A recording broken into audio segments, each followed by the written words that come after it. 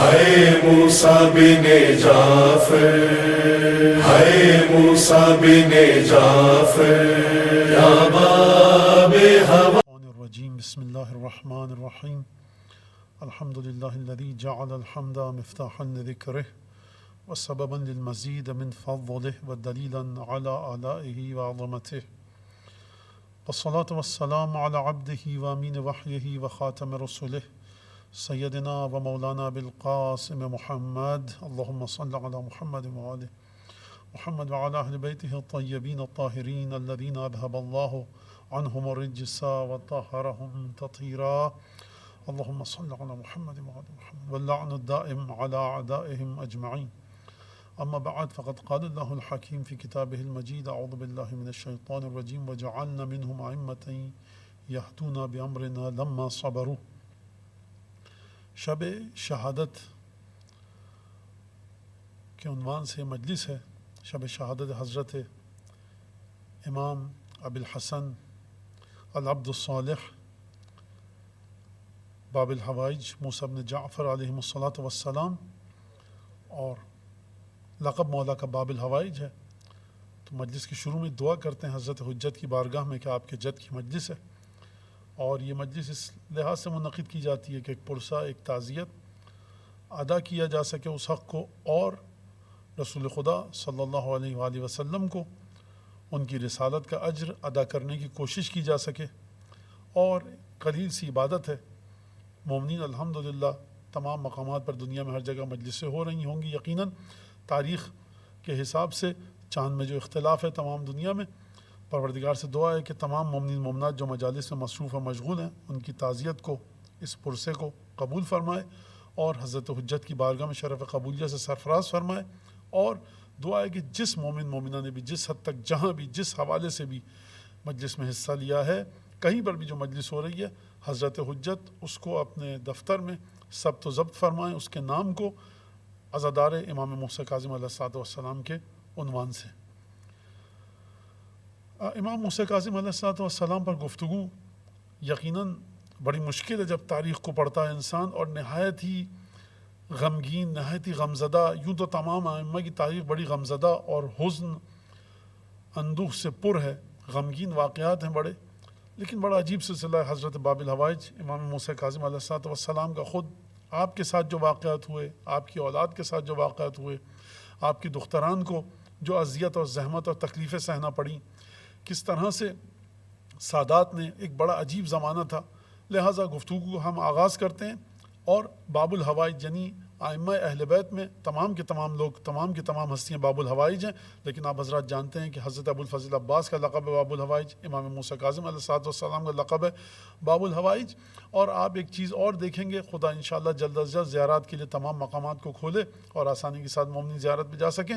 جب آپ کاظمین جائیں گے تو وہاں پر جو جالی ہے حرم کے اطراف میں، یعنی صحن مطہر کے باہر، وہاں پر اکثر آپ بہت سارے کپڑے لگے ہوئے دیکھیں گے۔ بہرحال مومنین کو، جن کو عربی آتی ہے، وہ جانتے ہیں کہ وہاں پر آپ کو ڈھیروں بینر ہر ہفتے لگے ہوئے دکھیں گے کہ امام موسیٰ کاظم علیہ الصلوۃ والسلام کی برکت سے میری بیٹی کی آنکھیں صحیح ہو گئیں، میرے بیٹے کا فلاں مرض صحیح ہو گیا، مجھے اس تکلیف سے نجات مل گئی۔ تو یہ ایک عجیب سلسلہ ہے، آپ کو یہ کسی اور امام کے حرم کے اطراف میں اس طرح کے کپڑے اور پارچے لگے ہوئے نہیں دکھیں گے، اور عجیب مسئلہ ہے اور عجیب سلسلہ ہے یہ حضرت امام موسیٰ کاظم علیہ الصلوۃ والسلام کا۔ ایک اور عمل وہ میں بتا دوں، اور اس کے بعد پھر مجلس گفتگو، جو آیت میں نے آپ کے سامنے تلاوت کی اس کے حوالے سے گفتگو شروع کریں۔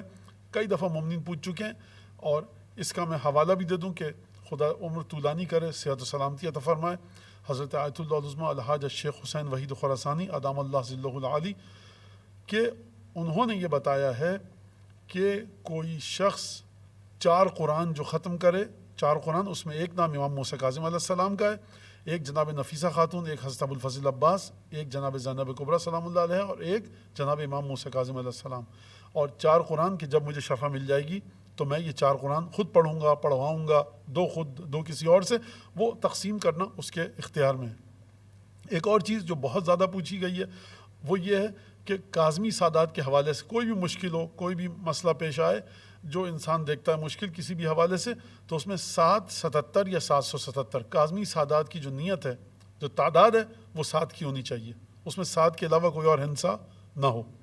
یہ کس نے بتائی؟ یہ آغا بہجت سے منسوب ہے اور آغا بہجت نے بتائی ہے کہ 777 یا 777۔ اس کے علاوہ حضرت آیت اللہ العظمیٰ جو اس وقت موجود ہیں، حضرت آیت اللہ العظمیٰ سید محمد روحانی کے بھائی ہیں، برادر ہیں ان کے۔ سید محمد روحانی کون کہ جن کا نام ایک بہت بڑے مومنین کے لیے عالمیت کے لیے تھا آغا خوئی کے انتقال کے بعد، لیکن بہرحال پاکستان میں ان کی مرجعیت تھی، ہندوستان کا مجھے نہیں پتہ، لیکن پاکستان میں بڑے محدود پیمانے پر مرجعیت ہوتی تھی۔ آغا خوئی کے صف اول کے شاگردوں میں سے تھے سید محمد روحانی۔ اس نام کے کئی ہیں، میں جو بات کر رہا ہوں وہ ان کی بات کر رہا ہوں کہ جو مرجع تھے اور آغا خوئی کے شاگرد تھے۔ اس نام کے کئی ہیں، اسی خاندان سے کئی ہیں، روحانی خاندان سے۔ ان کے چھوٹے بھائی آیت اللہ العظمیٰ سید صادق روحانی جو اس وقت حیات ہیں الحمدللہ اور قم میں ہیں، وہ بھی اس طرح سے ذرا سے فرق کے ساتھ۔ نظر کیا ہے سن لیجئے آپ، وہ یہ کہ 777 777 7777 7,77,777 جتنی طاقت ہے۔ جوش میں آ کر کوئی مومن کہے کہ ہمارا کام ہو جائے تو ہم اپنی طاقت سے بڑھ کر کاظمی سادات کی نیت کر لیں، تعداد کی نہیں۔ اپنی طاقت کو دیکھیے، اپنی حیثیت کو دیکھیے، استطاعت کو دیکھیے۔ کاظمی تعداد، کاظمی سادات کی تعداد کتنی ہونی چاہیے؟ 777 777 717 نہیں ہے، 71 نہیں، 17 بھی نہیں، صرف 7 کا ہنسا ہے۔ کاظمی سادات کی نیت کر لیا آپ۔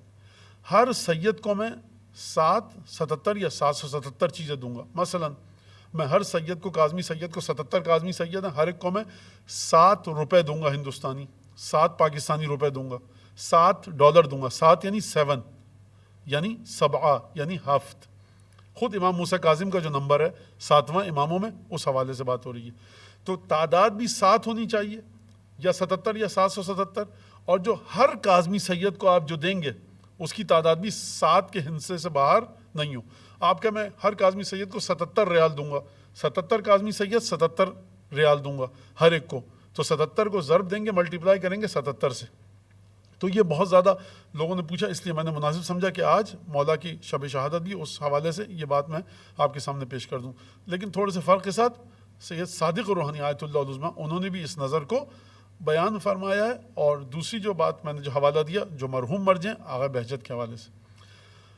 اب یہ بات یہاں تک ختم ہو گئی۔ اب ہم آیت کے حوالے سے وَجَعَلْنَا مِنْهُمْ أَئِمَّةً يَهْدُونَ بِأَمْرِنَا لَمَّا صَبَرُوا، ہم نے ان میں سے کچھ کو امام بنایا ہے۔ پروردگار فرما رہا ہے یہ وہ لوگ ہیں، امام ہماری مرضی سے بنے، ہماری مشیت سے، ہم نے اپنے ارادے سے ان کو امام بنایا۔ لما صبروا، ان کی خصوصیت یہ کہ مرحلے صبر پر ہیں۔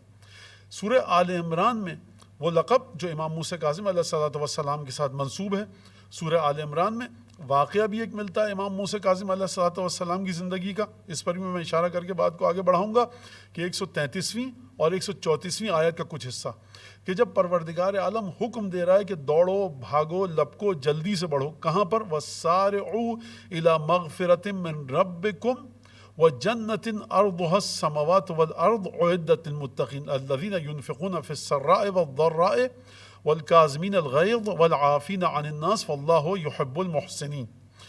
سارعوا، سرعت کے ساتھ، تیزی کے ساتھ دوڑو، کس کی جانب؟ الی مغفرۃ من ربکم، رتی برابر بھی اگر تمہیں کہیں مغفرت کا کوئی سامان ملے، تیزی کے ساتھ اس کام کی طرف جاؤ۔ وہ جنت، اور اس جنت کی طرف دوڑو، لپکو، بھاگو، کس کی؟ چوڑائی، لمبائی، پھیلاؤ، گستردگی، ایکسپینشن، جس کا ایریا، جس کا رقبہ، جس کی مساحت کتنی ہے؟ زمین اور آسمان کے برابر ہے۔ بعض جگہ زمین و آسمان سے کہیں بڑی ملتی ہے۔ اب یہ سوال یہاں پر کہ زمین و آسمان یعنی جنت تمہارے ہوش اور حواس سے، تمہارے تصور سے، امیجینیشن سے کہیں آگے ہے۔ ارضها السماوات والارض، یعنی جہاں تک تمہاری نگاہ کام کر رہی ہے۔ یہ میں آسان کر کے ترجمہ پیش کر رہا ہوں، یہ آپ کے ذہن میں ہے کہ جب بھی ترجمہ پیش کیا جاتا ہے یا تفسیر کے ساتھ بات کی جاتی ہے تو مقرر اور خطیب اپنے الفاظ کو بھی اس میں شامل کر دیتا ہے۔ ارضها السماوات والارض یعنی کیا مطلب؟ شاید دیکھنے والے کے حوالے سے ہو کہ تمہاری نگاہ ختم نہیں ہوتی، دیکھتے رہو، کائنات ختم نہیں ہوتی، جنت بھی اسی طرح ہے، دیکھتے رہو، ختم نہیں ہوگی۔ تو مغفرت پروردگار کی طرف دوڑو اور لپکو، اور کس کی طرف دوڑو اور لپکو؟ اس جنت کی طرف کہ ارضها السماوات والارض۔ اس کی خصوصیت کیا؟ اعدت للمتقین، اسے متقین کے لیے تیار کر کے رکھا گیا ہے۔ متقین کی صفت یہاں پر کیا بتائی؟ پروردگار عالم نے ہمیشہ مومنین پر بات کی، متقین پر بات کی، صابرین پر بات کی، اچھی خصوصیات جو لوگ رکھتے ہیں ان کے بارے میں بات کی، اور کہیں نہ کہیں کچھ نہ کچھ صفات بتائیں۔ یہاں پر پروردگار عالم متقین کے بارے میں کیا فرما رہا ہے کہ وہ جنت کے جس کو متقین کے لیے تیار کر کے رکھ دیا گیا ہے، ان کی صفت کیا ہے؟ ان کی صفت یہ ہے کہ ینفقون فی السراء والضراء، خدا کی راہ میں یہ اپنا مال خرچ کرتے ہیں، اپنا وقت خرچ کرتے ہیں، اپنی جسمانی طاقت کو لگاتے ہیں۔ ینفقون، کیونکہ یہاں پر نہیں لکھا ہوا قرآن میں کہ مال کی بات ہو رہی ہے کسی چیز کی، خدا کی راہ میں آپ کچھ بھی خرچ کریں شاید کہا جائے، لیکن مال کو خرچ کرنا یقینی ہے کہ وہ لوگ متقین ہیں کہ جو انفاق کرتے ہیں، خدا کی راہ میں دیتے ہیں۔ کس حالت میں؟ فی السراء والضراء، جب اچھی حالت میں ہوتے ہیں، روپیہ پیسے کی ریل پیل ہوتی ہے تب بھی وہ دیتے ہیں، صدقہ کرتے ہیں خدا کی راہ میں۔ والضراء، یعنی جب تکلیف کے عالم میں ہوتے ہیں۔ اب یہاں پہ میں آج کل کے حساب سے کہ اب کرونا وائرس چل رہا ہے، کووڈ-19 چل رہا ہے، تنخواہیں کٹ کے مل رہی ہیں، حالات ایسے ہیں دنیا بھر کے، تو اس وقت بھی یہ لوگ ینفقون فی السراء والضراء، سرا اور ذرہ، اچھی حالت میں بھی تنگی کی حالت میں بھی یہ مسلسل انفاق کرتے رہتے ہیں۔ والکاظمین الغیظ، یہ لوگ کون ہیں؟ جو کظم غیظ کرتے ہیں۔ کظم غیظ کا مطلب کیا ہے؟ یعنی اپنے غیظ کو، اپنے غصے کو، اپنے غضب کو، اپنے طیش کو پی لینا۔ کظم غیظ یعنی غصے کو پی لینا، تو غصہ آتا تو ہے لیکن یہ لوگ کرتے کیا ہیں؟ اپنے غصے کو پی لیتے ہیں۔ کظم غیظ، کظم سے ہی نکلا ہے لفظ کاظم، یعنی غصے کو پی لینے والا، غصے کو دبا لینے والا۔ والکاظمین الغیظ والعافین عن الناس، اور یہ وہ لوگ ہیں کہ جو لوگوں کو معاف کر دیتے ہیں۔ عفو یعنی لوگوں کو معاف کر دیتے ہیں۔ اور دیکھو واللہ یحب المحسنین، کہ خداوند تبارک و تعالی نیک کام کرنے والوں کو پسند کرتا ہے، ان سے محبت کرتا ہے۔ یہیں سے میں امام موسیٰ کاظم سے منسوب واقعہ جو اس آیت کے ذیل میں کہ کنیز کے ہاتھ سے شوربے کا، سالن کا، یخنی کا گرم گرم کٹورا امام پر گر گیا۔ مورخین لکھتے ہیں کہ امام نے اسے دیکھا تو وہ ڈر گئی، گھبرا گئی، اور پھر اس کے بعد اس نے آیت پڑھی والکاظمین الغیظ۔ امام نے کہا قد کظمت غیظی، میں نے اپنے غصے کو دبایا۔ پھر اس نے آیت پڑھی والعافین عن الناس، مولانا نے کہا قد عفوت عنک، میں نے تجھے معاف کیا۔ اس نے آیت کا اگلا ٹکڑا پڑھا واللہ یحب المحسنین۔ امام نے کہا سے مطلب عمل سے ظاہر ہوا۔ اس نے اگلی آیت کا ٹکڑا کیا پڑھا واللہ یحب المحسنین، خدا نیکی کرنے والوں سے محبت کرتا ہے۔ امام نے کہا کہ انت حر لوجہ اللہ، میں نے تجھے خدا کی راہ میں آزاد کیا۔ یہیں پر رک جائیے۔ بچے اور نوجوان بچے بچیاں سوال کرتے ہیں، خوب توجہ کیجیے گا۔ قم کا عالم آیت اللہ العظمیٰ، جس نے فقہ پڑھی ہے، جس نے فلسفہ پڑھا ہے، کلام پڑھا ہے، عرفان پڑھا ہے، قرآن کی تلاوت کرتا ہے، تہجد گزار ہے، درس اخلاق دیتا ہے، مثال نہیں دے رہا، واقعہ موجود ہے۔ بوڑھا عالم 75 80 90 سال کا، وہ سڑک پہ جا رہا ہے، ایک نوجوان آیا سائیکل پہ تیزی سے۔ بوڑھا جب انسان ہو جاتا ہے تو دھیرے دھیرے آہستہ چلتا ہے۔ نوجوان نے سائیکل سے ٹکر ماری۔ یہ بوڑھے عالم کہ جن کے دسیوں سینکڑوں شاگرد، نالی بہہ رہی تھی صاف پانی کی، لوگ دیکھ چکے ہیں جو قم گئے، اس نالی میں گر گئے، اٹھے اور مسکراتے ہوئے اس کے پاس گئے، بیٹا تمہیں چوٹ تو نہیں لگی؟ یہ کون ہے؟ امام موسیٰ کاظم کے قدموں کی خاک۔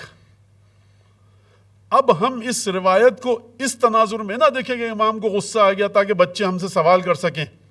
امام موسیٰ کاظم علیہ الصلوۃ والسلام کا ایک حقیر سا غلام، قدموں کی خاک جس کی اوقات نہیں ہے، خود وہ عالم کہیں گے، میں نہیں کہہ سکتا، وہ کہہ رہے ہیں۔ جب ان کو چوٹ لگے تو وہ دیکھیں کہ ایک مومن نوجوان بچہ، بجائے اس کے کہ اس کو ڈانٹیں کہ تم کیا نابینا ہو، اندھے ہو، تمیز نہیں ہے، میں عالم ہوں، سر پر کالا امامہ ہے، ابا قبا، تمہیں تربیت نہیں ہے، سکھایا نہیں، کہا بیٹا تمہیں چوٹ تو نہیں لگی؟ کیونکہ وہ بھی گرا۔ جب ایک عالم ہمارا اس طرح سے کہہ رہا ہے، لطافت کی اس منزل پر ہے، ادب اور تعدب کی اس منزل پر ہے، تہذیب نفس کی اس منزل پر ہے، تو پھر آپ سوچئے کہ امام کس منزل پر ہوں گے۔ لہٰذا اس واقعے کی توجیہات مختلف ہیں، لیکن ہمیشہ امام کے تمام واقعات کو کس طرح سے دیکھیے، امام کی جو صفات پروردگار عالم نے بتائی ہیں اس انداز سے دیکھیے، اس انداز سے گفتگو کیجیے۔ سید الشہداء میدان کربلا میں اگر کس طرح سے گفتگو فرما رہے ہیں، قزم غیظ آئے گا تو قزم کریں گے، مرحلہ امام کے نفس کا بہت بلند ہے، امام کی روح کا مرحلہ وہاں پر ہے جہاں ہم اور آپ نہیں پہنچ سکتے، پہلی بات۔ دوسری چیز، ہمیں آئمہ کی سیرت میں ایک اختلاف نظر آتا ہے، امام ہفتم نے، 7ویں امام نے یہ کیوں کیا، امام موسیٰ کاظم نے یہ کیا، امام باقر نے یہ کیا، یہ میں آپ کے سامنے کئی دفعہ بتا چکا ہوں، لیکن اب اور آسان طریقے سے بتاؤں۔ قرآن میں اگر نماز پڑھنے کا حکم ہے، روزے رکھنے کا حکم ہے، تو یہ بھی حکم ہے کہ روزے کب نہ رکھو۔ قرآن میں اگر یہ کہ دشمن کے سامنے تلوار اٹھاؤ، جہاد بالسیف کرو، تو قرآن میں صلح اور ہدنہ کا بھی حکم ہے۔ قرآن میں اگر یہ حکم ہے کہ تمہاری ازواج تمہارے لیے یہاں تک حلال ہیں، تو تمہاری ازواج وہ تمہارے لیے آسان زبان میں کہوں ایک طرح سے نامحرم ہو جاتی ہیں۔ اگر قرآن میں یہ حکم ہے کہ فلاں کاموں کو تم انجام دے سکتے ہو، فرض کیجئے کہ خوشبو لگا سکتے ہو، قرآن میں نہیں ہے، لیکن خذوا زینتکم عند کل مسجد، اپنی زینتوں کو لے کر آؤ ہر جگہ نماز پڑھنے کی جگہ پر. لیکن جب آپ مکے میں جاتے ہیں تو یہی زینت حرام ہو جاتی ہے. تو قرآن میں کچھ چیزیں حلال ہیں، پسندیدہ ہیں، اچھی ہیں، لیکن بعض مقامات پر ان چیزوں سے روک دیا جاتا ہے. تو وہ حکم خدا ہے یا یہ حکم خدا ہے؟ دونوں حکم خدا ہے. احرام کی حالت میں خوشبو نہ لگائیے، عام مسجد میں نماز پڑھنے جا رہے ہیں خوشبو لگائیے. تو یہ قرآن ہے. اہل بیت کیا ہیں؟ عدل القرآن ہے، ہم پلہ ہیں قرآن کے. انی تارکم فیکم الثقلین کتاب اللہ و عترتی اہل بیتی. جس طرح سے قرآن میں آپ کو کہیں پر کوئی حکم ملتا ہے، کسی جگہ پر کوئی اور حکم ملتا ہے، تو اہل بیت کی زندگی بھی قرآن کا عملی نمونہ ہے، یعنی تجسم قرآن ہے، تجسد قرآن ہے. اگر قرآن جسم اور جسد ہوتا، انسان کی صورت میں ہوتا، تو ائمہ اہل بیت اس کی عملی تصویر ہیں. لہٰذا آپ کو کہیں پر یہ دکھے گا کہ امام ایک دفعہ جلال کے ساتھ کام لے رہے ہیں، ایک دفعہ جمال کے ساتھ کام لے رہے ہیں، ایک دفعہ تصرف کر رہے ہیں، اشارہ کیا شیر زندہ ہو کر آ جائے، ایک دفعہ خاموش بیٹھے ہتھ کڑیاں پہنا لو. تو یہ اختلاف کیوں ہے؟ یہ اختلاف اس وجہ سے ہے کہ حکم وہاں سے آتا ہے، امام مشیت الہی کو اجرا کرتے ہیں. اگر اس بات کو سمجھ لیا جائے تو بہت سارے مسئلے حل ہو جائیں گے. اب یہاں پر امام کے حوالے سے امام کی ولادت، شہادت، والد کون ہے، والدہ کون ہے. امام کے والد 7ویں امام ہیں، تو والد کو 7ویں امام کا تذکرہ ہے. تو والد کون ہے؟ چھٹے امام، یعنی امام جعفر صادق علیہ الصلوۃ والسلام. چھٹے امام امام جعفر صادق علیہ الصلوۃ والسلام. ولادت کہاں پر ہوئی 7ویں امام کی؟ ابوا. یہ ابوا کون سا مقام ہے؟ یہ وہی مقام ہے کہ جہاں پر حضرت عبداللہ سلام اللہ علیہ والد ماجد کس کے؟ حضرت رسول خدا صلی اللہ علیہ وآلہ وسلم کے والد کی قبر مطہر اور قبر شریف بھی یہاں اسی ابوا کے مقام پر ہے. آپ کی وفات بھی یہیں پر ہوئی تھی. تو امام موسیٰ کاظم اسی ابوا کے مقام پر پیدا ہوئے ہیں. جب ولادت کی خبر آئی اور امام گئے گفتگو کی، تو امام صادق علیہ السلام تو بہت خوشی کے ساتھ واپس آئے. راوی نے پوچھا تو امام نے بتایا کہ وہ تمام نشانیاں، آسان کر کے بتا رہا ہوں الفاظ کو کیونکہ بہرحال مجلس طویل نہ ہو جائے، کہ وہ تمام نشانیاں جو امام معصوم میں ہیں، کہ جب امام دنیا میں تشریف لاتا ہے، نوزائیدہ نومولود ہوتا ہے، تو کس طرح سے خدا کے وجود کی گواہی دیتا ہے، خدا کی رسالت کی گواہی دیتا ہے، کس طرح سے امام ولادت کے ساتھ سجدہ کرتا ہے. وہ تمام نشانیاں مجھے مل گئی ہیں. اور میں نے حمیدہ بربریہ سے، جو کہ والدہ ہیں کس کی؟ امام موسیٰ کاظم کی، ان سے پوچھا. تو والدہ یہاں سے نام واضح ہو گیا. کون ہے؟ جناب حمیدہ بربریہ. بربریہ ہمارے یہاں اردو میں، ہندوستان میں، پاکستان میں بڑا غلط لفظ ہے، لیکن بربری کو اگر آپ لغت میں جا کر دیکھیں ڈکشنری میں، تو اس کی ایک تفصیل ہے کہ یہ بربر کہاں سے آئے تھے. یونان اور قبرص کے اندر ان کو بربر کہا جاتا تھا وہاں کی زبان کے مطابق. جہاں تک میں نے پڑھا کہ یہ خارجی ہیں. یعنی کیا مطلب؟ یعنی یہ ہمارے علاقے کے نہیں ہیں، لہٰذا ہمارے یہاں کسی اور طرح سے منتقل ہوا. جناب حمیدہ خاتون والدہ ماجدہ کس کی؟ امام موسیٰ کاظم علیہ السلام کی. امام صادق علیہ السلام نے لقب کیا دیا ہے جناب حمیدہ خاتون کو؟ یعنی امام صادق اپنی زوجہ محترمہ کے بارے میں بیان فرما رہے ہیں، حمیدہ المصفات من الدنس. حمیدہ وہ ہے کہ جو تمام کی تمام نجاستوں سے پاک ہے. اور تاریخ نے جو واقعات بیان کی ہیں، آپ دیکھیے ائمہ کی ماؤں کے سلسلے میں جو والدات ہیں ائمہ کی، کہ جناب سیدہ نرجس خاتون سلام اللہ علیہ، جناب حمیدہ بربریہ، اسی طرح سے جناب تکتم، کہ جو والدہ ہیں کس کی؟ امام رضا علیہ الصلوۃ والسلام کی. کہاں سے پروردگار عالم نے اسباب مہیا کیے اور کس طرح سے ہوتے ہوتے سامرہ میں تشریف لا رہی ہیں جناب نرجس خاتون. جناب حمیدہ بربریہ مدینے میں آ رہی ہیں. جناب سیدہ تکتم خاتون کس طرح سے امام رضا علیہ الصلوۃ والسلام کی والدہ قرار پا رہی ہیں. دنیا کے کس کونے سے اٹھا کر پروردگار عالم لے کر آتا ہے. تو یہ پروردگار عالم کی خاص عنایت ہے. کس کے بارے میں؟ ائمہ کے والد کے بارے میں بھی اور ائمہ کی والداؤں یعنی ماؤں کے بارے میں بھی. تو جناب سیدہ حمیدہ خاتون المصفات من الدنس، کہ ہر نجاست سے پاک ہے، ہر پلیدی سے، ہر بری چیز سے پاک ہیں. واقعات ہیں اس سلسلے میں، لیکن ہمیں یہاں رکنا نہیں ہے. ہم امام موسیٰ کاظم علیہ الصلوۃ والسلام کے حالات پر، ان پر گفتگو کرنی ہے تاکہ کچھ ہمارے نوجوان بچے اور نوجوان بچیوں کو پتہ لگ سکے. ولادت کی تاریخ کیا ہے امام موسیٰ کاظم علیہ الصلوۃ والسلام کی؟ میں نے ہمیشہ کہا آسان سا ایک فارمولہ ہے. حضرت عباس کے 100 سال بعد پیدا ہوئے ہیں. حضرت عباس علیہ الصلوۃ والسلام کب پیدا ہوئے ہیں؟ یعنی ایک باب الحوائج اور دوسرا باب الحوائج 100 سال کا فرق ہے. 28 ہجری میں حضرت ابوالفضل عباس کی ولادت ہوئی ہے مدینے میں. 128 ہجری میں امام موسیٰ کاظم علیہ السلام کی ولادت ہوئی ہے. مختلف تاریخیں، لیکن ہمیں اختلاف میں نہیں جانا. جو معتبر تاریخ ہے، شہید اول معمولی ہستی نہیں ہے بالکل فقہ تشیع میں. شہید اول جناب مرحوم مکی جبل عاملی، ان کا کہنا یہ ہے کہ امام موسیٰ کاظم علیہ السلام کی ولادت کب ہوئی؟ 128 ہجری میں.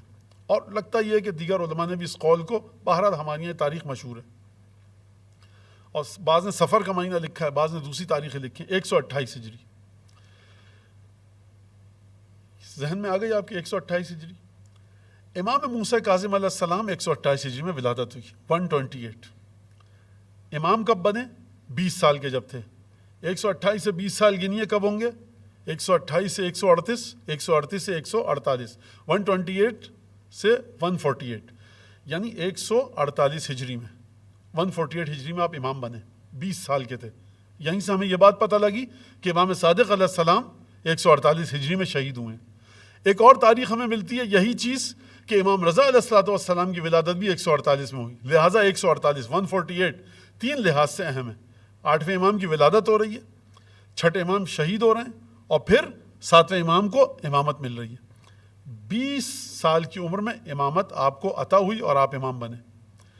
اور شہادت کب ہوئی امام موسیٰ کاظم کی؟ 183، 183 ہجری میں. اس کا مطلب ہے 35 سال، 35 ایئرز امام موسیٰ کاظم علیہ السلام نے امامت کی ذمہ داریوں کو نبھایا. بہت آسانی سے کہہ دیا ہم نے نبھایا. یہ جو نبھایا، اب آپ یہاں سے دیکھیے کہ واقعات کیا ہیں. 2 واقعات بڑے اہم ہیں، بلکہ سب سے پہلے تو 169 ہجری 159 159 ہجری کو یاد رکھیے آپ. پہلی دفعہ امام موسیٰ کاظم علیہ السلام کو قید میں ڈالا گیا. پھر اس کے بعد 169 ہجری میں واقعہ فخ ہوا کہ جو امام موسیٰ کاظم کے ایام میں ہی ہوا. ہم ولادت سے شروع کریں امام موسیٰ کاظم کے واقعات کو. آپ جانتے ہیں کہ خلفائے بنو عباس، جب تک میں ایک چیز کی طرف اشارہ کر کے بات کو آگے بڑھاؤں، حدیث پر پابندی لگا دی گئی. رسول خدا کے جانے کے بعد دلائل تھے، دیے گئے، حدیث پر پابندی لگی. فائدہ کیا ہوا، نقصان کیا ہوا، یہ تو میں نہیں کہہ سکتا، لیکن مجھے نقصان کا پتہ ہے کہ بہت سے ڈھیروں لاکھوں فقہی احکام اسی طرح سے رہ گئے. لوگ لا علم تھے، نہیں جانتے تھے. مولا کائنات کی خلافت جب ملی تو آپ 3 جنگوں میں مصروف رہے، لہٰذا حدیثیں پھیلانے کا آپ کو موقع نہیں ملا. آپ امام حسن، امام حسین علیہ السلام، ان دونوں شہزادوں کی حدیثوں کو اکٹھا کیجئے. 10 برس، 10 سال امام حسن امام رہے، 10 سال امام حسین علیہ السلام امام رہے. 20 سال، 20 سالوں میں آپ کو اگر 300 یا 500 حدیثیں مل جائیں دونوں شہزادوں سے ملا کر 20 سال میں،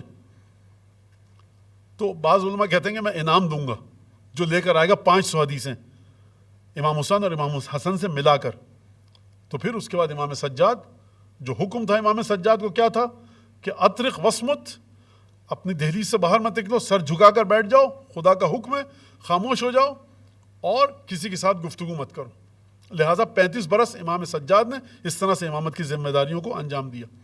امام باقر کو حکم ہوا، جو کہ حدیث وصیت میں ہے کہ جو آسمان سے حکم اترا تھا، لا تخش الا اللہ فسر القرآن، قرآن کی تفسیر کرو اور کھل کر احکام خدا کو بیان کرو. واصطنع الامہ، امت کی اصطناع یعنی امت کو بناؤ دوبارہ سے. امام باقر نے حدیثوں کو پھیلانا شروع کیا. نشر الاحادیث. امام صادق علیہ السلام، صدق اباک، جو باپ تمہارا کام کر کے گیا محمد باقر، تصدیق کرو. امام موسیٰ کاظم کے لیے کیا آتا ہے؟ امام موسیٰ کاظم کے لیے جو حکم ہے وہ حدیث لوح کے اندر کیا ہے؟ خیط و فرضی لا ینقطع، جو میرا دھاگا ہے ہدایت کا وہ منقطع نہیں ہوتا. فتنۃ عمیاء حندس، جو لفظ آیا حدیث اللہ میں امام موسیٰ کاظم علیہ السلام کے زمانے کے لیے کہ موسیٰ کاظم کے زمانے میں ایسا فتنہ آئے گا جو اندھیری رات کی طرح بالکل اندھا ہوگا، کچھ نہیں سجائی دے گا. فتنہ کیا آیا امام موسیٰ کاظم کے زمانے میں؟ بہت سارے فتنے آئے. ایک فتنہ کہ جب امام موسیٰ کاظم علیہ السلام چلے گئے، لوگوں نے کہا کہ موسیٰ کاظم آسمان پہ اٹھا لیا گیا، ان کو موسیٰ کاظم شہید نہیں ہوئے. اس جملے کا مطلب کیا ہے؟ یعنی امام رضا کی نعوذ باللہ امامت کیا ہے؟ باطل ہے، اور امامت کے سلسلے کو روک دیا جائے. آپ سمجھ رہے ہیں کہ کتنا بڑا فتنہ ہے. اور دوسرا مسئلہ کیا ہوا کہ امام صادق علیہ السلام کے بعد امام موسیٰ کاظم علیہ السلام کو امام نہیں مانا گیا. جب امام نہیں مانا گیا ایک تعداد نے، وہ چلے گئے جناب اسماعیل ابن جعفر، امام جعفر صادق کے فرزند جناب اسماعیل کی طرف. تو یہ ایک بہت بڑا ٹکراؤ پیدا ہوا اور شق عصائے تشیع ہوا. آپ کہیے کہ 2 حصوں میں لوگ بٹ گئے. یہ جو سلسلہ امام صادق علیہ الصلوۃ والسلام کا بنو عباس بنو امیہ کی جنگ ہے، ٹکراؤ چل رہا ہے، یہاں پر امام کو کچھ تبلیغ کرنے کا موقع ملا، اور واقعات آپ لوگ سن چکے ہیں، ہمیشہ امام صادق علیہ السلام کی شہادت پہ یہ بات پڑھی جاتی ہے۔ جیسے ہی بنو عباس کو دوبارہ حکومت ملی، ان کو اس بات کا علم تھا کہ ہم آل محمد کا نام لے کر حکومت میں آئے ہیں، اور آل محمد کے حقیقی وارث موسیٰ کاظم ہیں، آل محمد کے حقیقی وارث جعفر صادق ہیں، لہٰذا ان پر دباؤ ڈالو۔ ایک بات یہ، دوسری بات یہ کہ بڑا تکلیف دہ ایک مسئلہ تھا کہ سادات علویین ہیں جو امیر المومنین کی نسل سے تھے، یمن میں، خراسان میں، خود حجاز میں، عراق کی سرزمین پر قیام شروع کیے، جس کی وجہ سے قیام ہوتے تھے، ان سیدوں کو، سادات کو قتل کیا جاتا تھا، اور پھر اس کے بعد سزا امام معصوم کو بھگتنی پڑتی تھی۔ تاریخ خاموش ہے، تاریخ میں یہ دلیل نہیں ملتی کہ ائمہ نے ان تمام قیاموں کی اور جو جنگیں ہوئیں بنو عباس کے خلاف اس میں سے کسی کی حمایت کی ہو۔ امام رضا علیہ الصلوۃ والسلام کے زمانے تک یہ قیام ہوتے تھے، 250 300 400 سادات اپنے ساتھیوں کے ساتھ جو ان کو مانتے تھے لے کر کھڑے ہوئے اور حملہ کیا۔ اس کی سیاسی وجوہات کیا ہیں وہ مختلف ہیں، اس میں مجھے نہیں جانا، لیکن جب بھی فوجیوں کو بھیجا گیا، امام کے گھر میں کدوایا گیا، کسی بھی امام کے گھر میں، تو وہاں سے سوائے جو تاریخ میں لکھا ہے، اس کا مطلب یہ نہیں کہ امام دعا کی کتاب دیکھ کے پڑھتے تھے یا امام کو حدیث کی کتاب کی ضرورت تھی۔ اگر تاریخ میں ہمارے بچے پڑھتے ہیں کتابیں نکلیں تو وہ یہ نہ سمجھیں کہ امام کتابوں کا مطالعہ کرتے تھے، راویان حدیث امام کو بھی اپنی کتابیں دیتے تھے کہ ابن رسول اللہ اس کا مطالعہ کیجیے اور ہماری غلطیوں کی اصلاح کیجیے۔ ایک چیز، دوسری چیز، قرآن دیکھ کر پڑھنا سب سے زیادہ ثواب رکھتا ہے، فضیلت ہے، مستحب ہے، لہٰذا امام کے گھر میں قرآن موجود ہے۔ اس کا یہ مطلب نہیں کہ امام کو قرآن حفظ نہیں تھا، لہٰذا جب بھی بھیجا گیا فوجیوں کو امام صادق علیہ السلام کے گھر میں، امام ہادی علیہ السلام کے گھر میں، امام علی رضا علیہ الصلوۃ والسلام کے پاس آئے، گھر سے نہ کوئی تلوار، نہ کوئی تیر، نہ تبر، نہ ڈھال، جنگی سامان نہیں، اسلحہ نہیں، تو یہ ایک بڑا مسئلہ تھا کہ ائمہ نے ہمیشہ نئی تاریخ میں موجود کہ ان قیاموں کی ائمہ نے حمایت کی، لیکن اس کی وجہ سے مشکل ہوتی تھی۔ جب امام صادق علیہ السلام کی شہادت ہوئی 148 ہجری 25 شوال، تو کون امام بنا ہے؟ امام موسیٰ کاظم۔ جب خبر گئی منصور دوانقی کے پاس، پہلا بادشاہ کون ہے عباسی سلسلے کا؟ ابو العباس الصفاح، اس کے بعد اس کا بیٹا منصور دوانقی، اور اس کے بعد پھر مہدی، پھر اس کے بعد ہادی، اور پھر اس کے بعد ہارون۔ ہادی اور ہارون یہ دونوں بھائی تھے۔ جب خبر گئی بغداد منصور دوانقی کے پاس، تو اس نے کہا کہ جو طریقہ ہوتا ہے بہرحال دعا کی امام کے لیے اپنے دانش میں اپنے تئیں، اور کہا کون اس جیسا ہے؟ ایک تو یہ ظاہری کام کیا، دوسرا ایک خط لکھا مدینہ کے والی محمد ابن سلیمان کو کہ دیکھو جس کی جانب بھی وصیت کی ہے ابو عبداللہ جعفر صادق نے، من اوصى الیہ فقدمہ واضرب عنقہ، سامنے تو گریا، خدا درجات بلند کرے، جعفر صادق جیسا کون ہوگا، لیکن خط جو لکھا محمد ابن سلیمان والی مدینہ کو، لکھا کہ من اوصى الیہ جعفر الصادق یا ابو عبداللہ جعفر ابن محمد فقدمہ واضرب عنقہ، اس کو آگے لاؤ، اس کی گردن اڑا دو۔ خط آیا مدینہ سے کہ سرکار 5 آدمیوں کو وصیت کی ہے، میں کس کی گردن اڑاؤں؟ سب سے پہلے تو آپ کی وصیت کی ہے کہ منصور دوانقی، میرے بعد میرا وصی ہے، دوسرے وصیت میں میرا نام ہے محمد ابن سلیمان والی مدینہ کا، تیسرا نام ہے عبداللہ ابن جعفر کا، امام جعفر صادق کے ایک بیٹے، چوتھا نام ہے موسیٰ ابن جعفر کا، امام موسیٰ کاظم کا، پانچواں نام ہے حمیدہ خاتون کا کہ جو ان کی زوجہ ہیں۔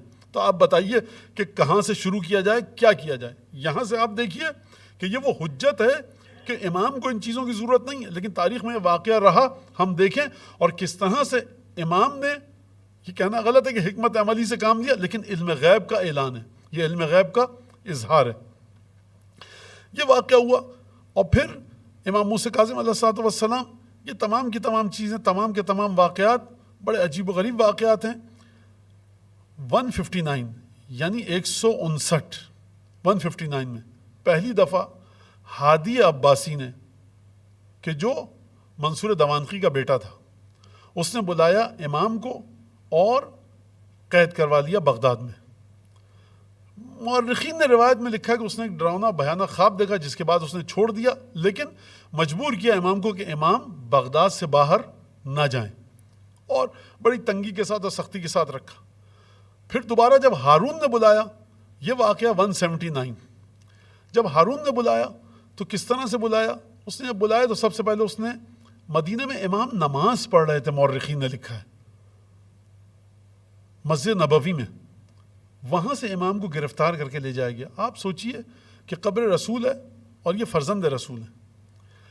ایک ہودج کو، ایک ناقے کو بھیجا گیا کوفے کی جانب، ایک ہودج کو ناقے کو بھیجا گیا بصرے کی جانب، تاکہ لوگوں کو سمجھ میں نہ آ سکے کہ موسیٰ کاظم کو کہاں لے جایا گیا ہے، اور پھر اس کے بعد جو بصرے میں لایا گیا امام کو چھپا کر، اور عیسیٰ ابن ابو جعفر یعنی ہارون نے اپنے چچا کے پاس قید کروایا جو والی بصرہ ہے، اور اس کو حکم دیا کہ قتل کر دو موسیٰ کاظم کو۔ اس نے کہا کہ میرے پاس اتنے دنوں سے ہیں، میں نے اس کو دیکھا ہے خوب اچھی طرح سے، قد اختبر تو ہوں، میں نے دیکھا ہے، چیک کیا اچھی طرح سے، اس میں مجھے کوئی خامی نظر نہیں آ رہی، سجدے کرتا ہے طویل، عبادتیں کرتا ہے، اور عجیب انداز سے اس کا اخلاق ہے، میں یہ کام نہیں کر سکتا۔ کہا کہ اچھا پھر تم اس کو بغداد بھیجو۔ جب بغداد بھیجا گیا تو فضل ابن ربی جو کہ ہارون کا حاجب تھا، حاجب یعنی دربان، یعنی بہت نزدیک ہوتا تھا بادشاہ سے، فضل ابن ربی کو جب بھیجا گیا کے پاس بھیجا گیا، وہاں پر بھی امام کو اس نے دیکھا، عجیب اخلاق ہے امام کا، اور فضل ابن ربی سے کہا گیا کہ امام کو عام زندان میں مت رکھنا، موسیٰ کاظم جس زندان میں بھی جائے گا، جس قید خانے میں بھی جائے گا، تمام زندانی جو حبس میں جتنے بھی لوگ ہیں، جتنے بھی قیدی ہیں، جتنے بھی اسرا ہیں، وہ سب کے سب گرویدہ ہو جائیں گے امام کے اخلاق کے، امام کی عبادتوں کے، لہٰذا الگ رکھنا۔ فضل ابن ربی کے پاس رکھا گیا، کچھ دن بعد حکم آیا کہ امام کو قتل کر دو۔ اس نے کہا میں نے کوئی بری چیز نہیں دیکھی ہے، اور وہ ہمیشہ معافی مانگتا رہا کہ میں قتل نہیں کر سکتا۔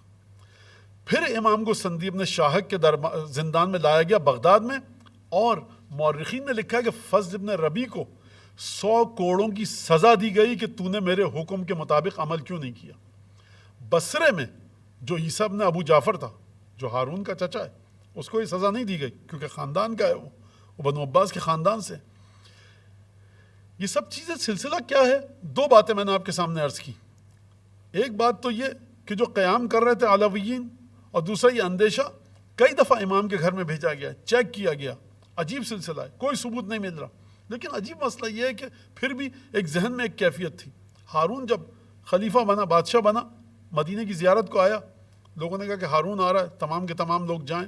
جب قبر رسول کے سامنے آیا تو اس نے قبر رسول کے سامنے جا کر کہا کہ السلام علیک یا ابن العم یا رسول اللہ، سلام ہو آپ پر ہے میرے چچا کے بیٹے، اے رسول اللہ۔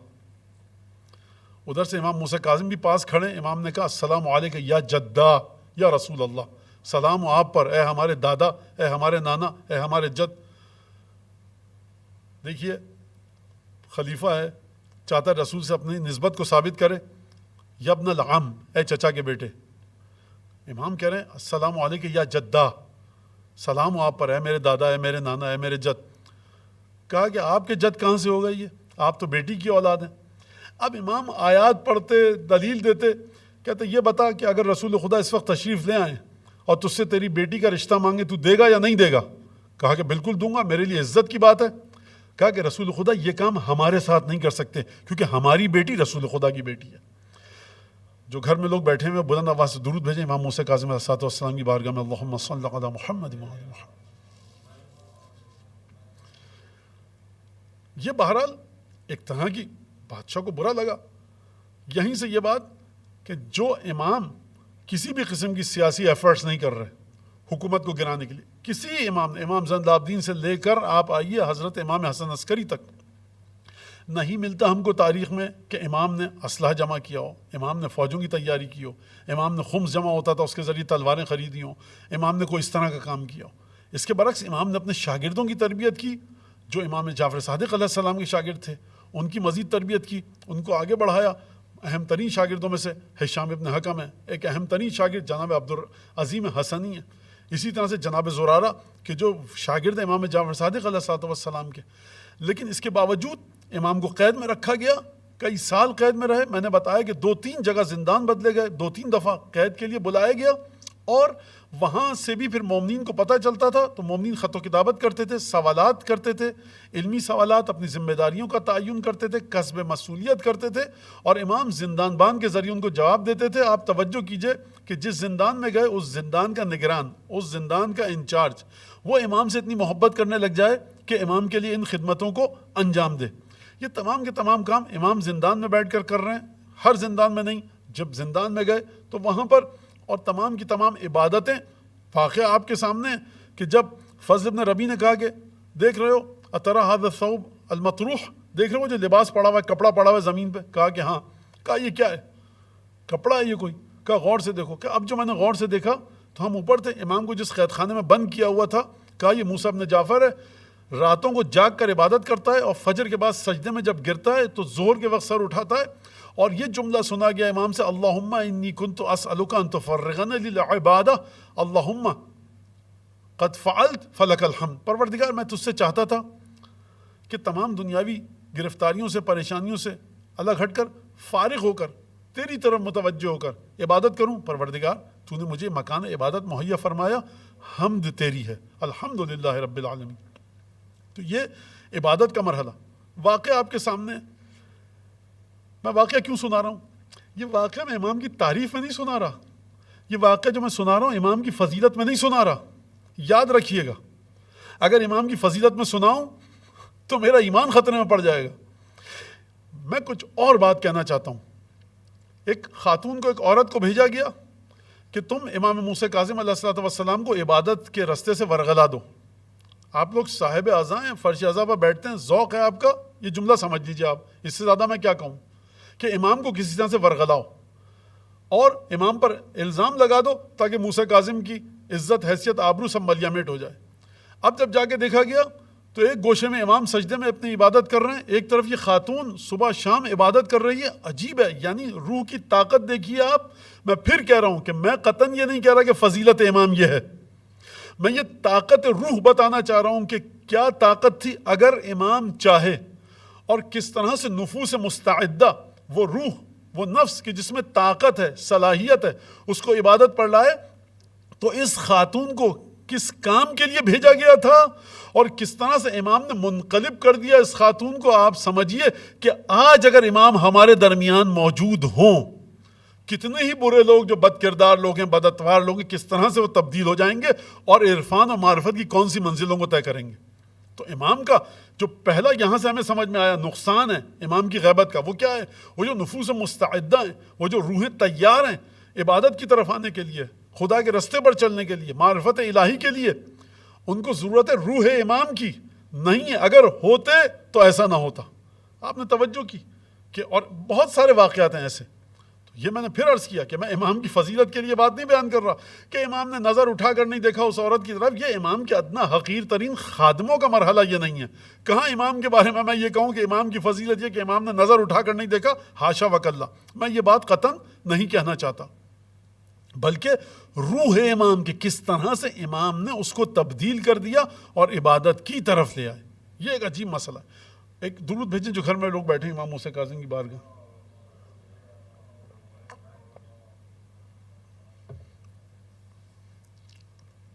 تو 2-3 دفعہ امام کو زندان میں ڈالا گیا، اور آخری جو زندان تھا وہ سندی ابن شاہق کا زندان تھا، کہ جو سخت ترین زندان تھا اور جو کٹھن ترین زندان تھا، اور اس کو حکم دیا گیا کہ فغلظ علیہ، غلظت کے ساتھ، یعنی بہت سختی کے ساتھ، جبر کے ساتھ جبر کرو موسیٰ کاظم پر۔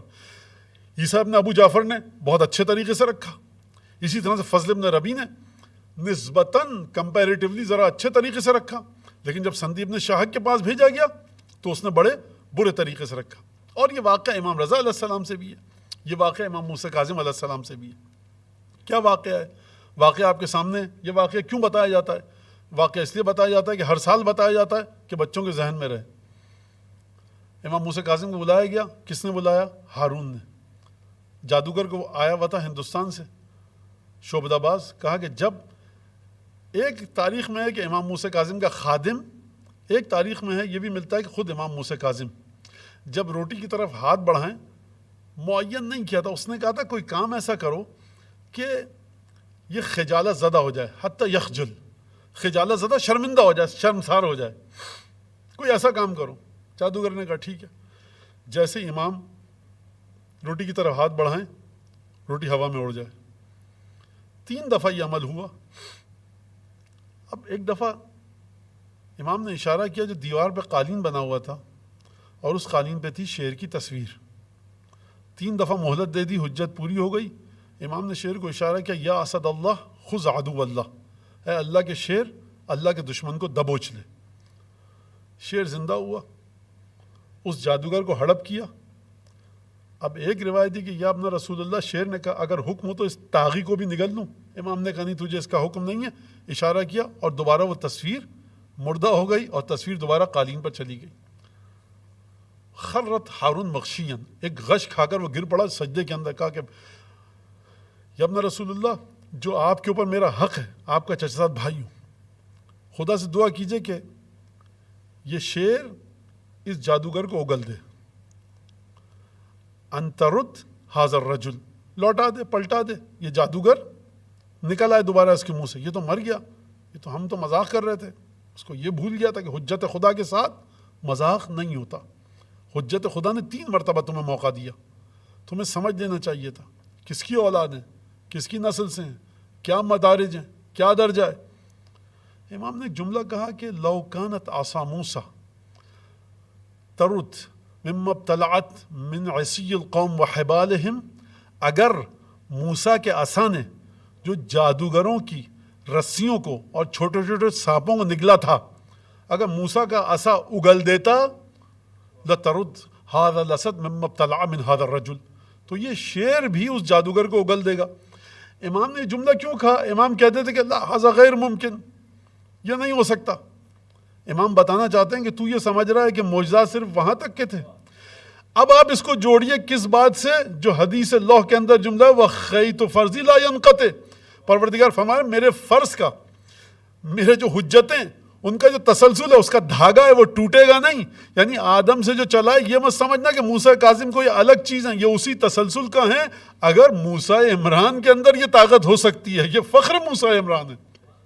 کس طرح سے اشارہ کیا, اور پھر تو یہ چیزیں دیکھنے کے باوجود بھی ان لوگوں نے درس نہیں لیا اور سبق نہیں دیا. ایک درود بھیجیں محمد علی محمد اللہم صلی علی محمد.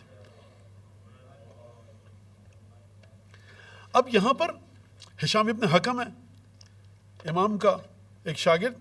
تو میں نے کیا بتایا آپ کو یہاں تک 159 159 169 یہ 159 ہوگا 69 ہوگا 159 میں امام کو پہلی دفعہ کیا ہوگا 159 معذرت ذہن میں نہیں.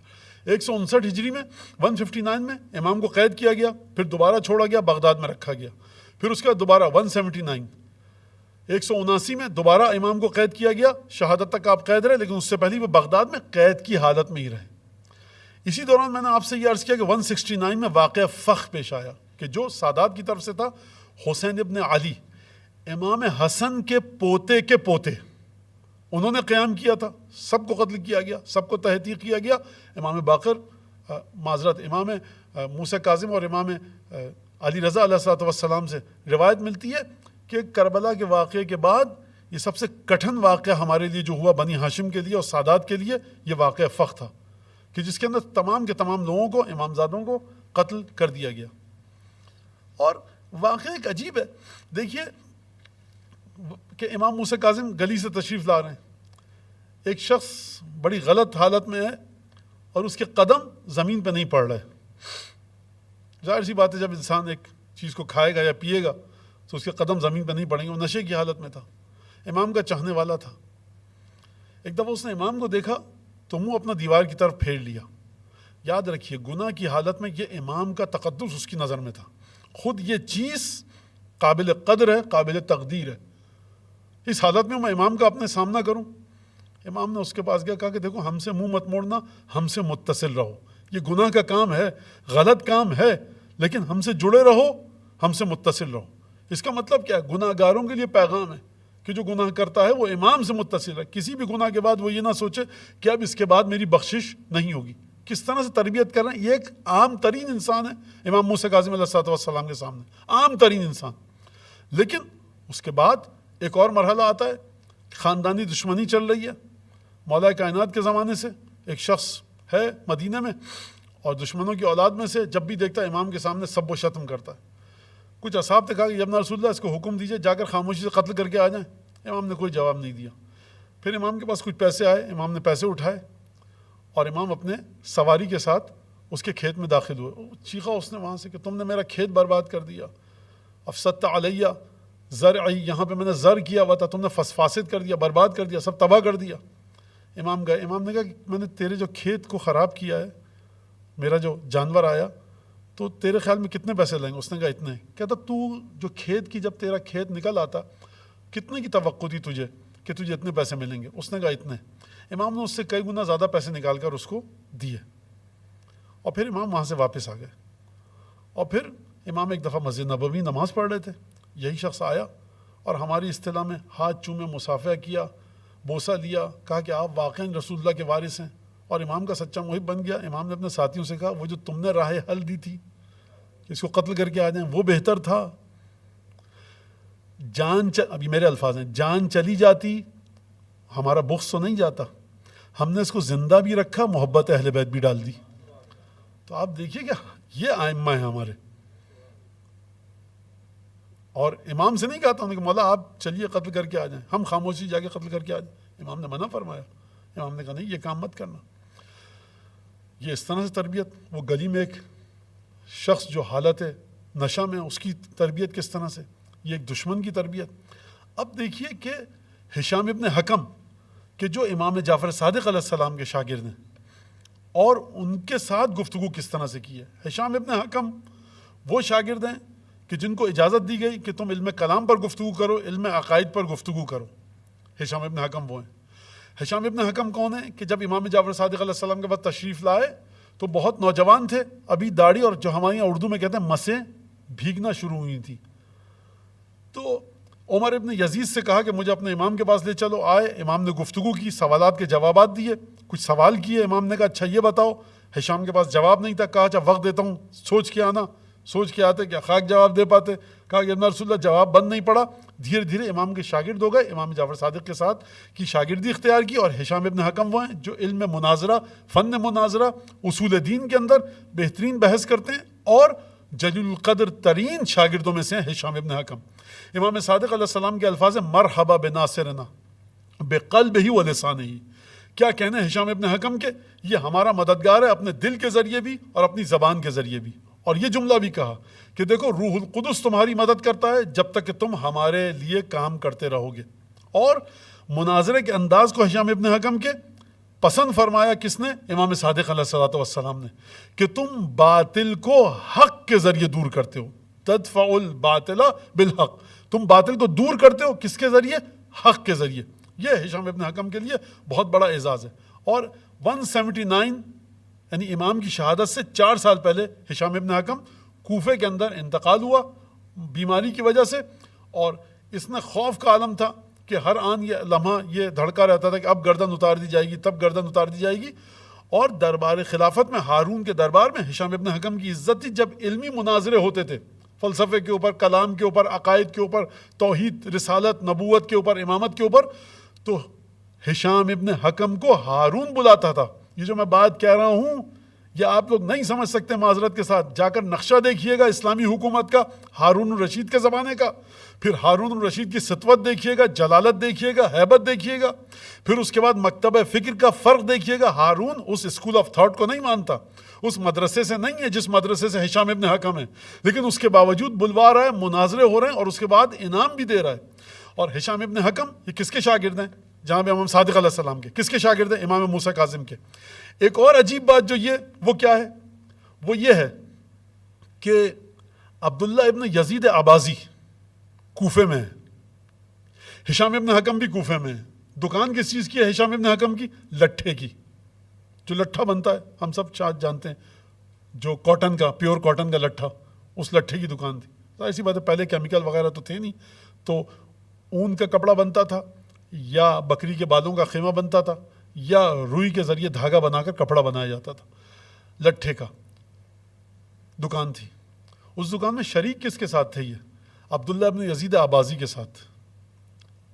یعنی جو آپ کے مدرسہ فکری اسکول آف تھاٹ کا مخالف ہے وہ کتنا ایماندار تھا, ہشام ابن حکم کتنا ایماندار تھے کہ دونوں کا مدرسہ فکری, دونوں کی سوچ, دونوں کا اسکول آف تھاٹ بالکل الگ ہے. اور بچوں کی زبان میں کہیں تو ہیڈ ٹو ہیڈ کولیجن ہے, ٹکرا رہا ہے بالکل سر دونوں کا ایک دوسرے سے. لیکن آپ یہ سمجھیے کہ ہشام ابن حکم کی شخصیت کتنی ایکیڈیمک تھی کہ دوسرے اسکول آف تھاٹ والا تیار ہو گیا کہ ہم تمہارے ساتھ کاروبار میں شریک ہوں. مورخین نے لکھا ہے کہ ایک ہی دکان میں تھے دونوں, اور ہارون کبھی بلاتا تھا تو یہ دونوں جا کر ایک دوسرے کے سامنے کھڑے ہو کر مناظرہ کرتے تھے. لیکن اس کے باوجود ایک ساتھ دکان تھی. آپ ذرا سوچئے کہ یہ تربیت ہے امام صادق علیہ الصلوۃ والسلام کی. اور یہاں پر میں کریڈٹ دوں گا عبداللہ ابن یزید اباضی کو بھی کہ ان کا کردار کس طرح تھا, اخلاق کس طرح کا تھا, کہ دونوں ایک ساتھ. تو علمیت اور ہے, جہالت اور ہے. مکتب امام صادق کا تربیت یافتہ.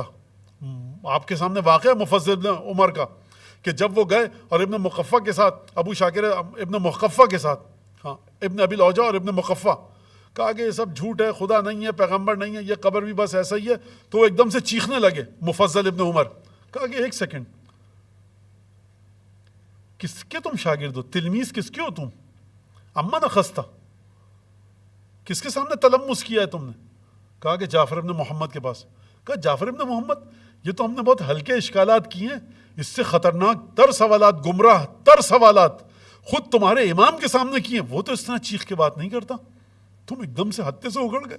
آپ توجہ کیجئے کہ جہاں پر آپ کو دلیل کے ساتھ گفتگو نظر آئے, آرام کے ساتھ, قرآن کی آیتوں کے ذریعے, حدیث کے ذریعے, فقہ اور فلسفے اور کلام, وہ جتنے بھی علوم ہیں ان کے ذریعے, اور سامنے والے کے سوال کو سمجھ کر اس کے سوال کا جواب دیا جائے بغیر کسی عنف کے, تشدد کے, مار کٹائی کے, تو سمجھ لیجئے کہ یہ شخص پڑھا لکھا ہے. اور ہمارے ائمہ کا دیکھ لیجئے کہ ابن مقفع کیا کہتا ہے, اور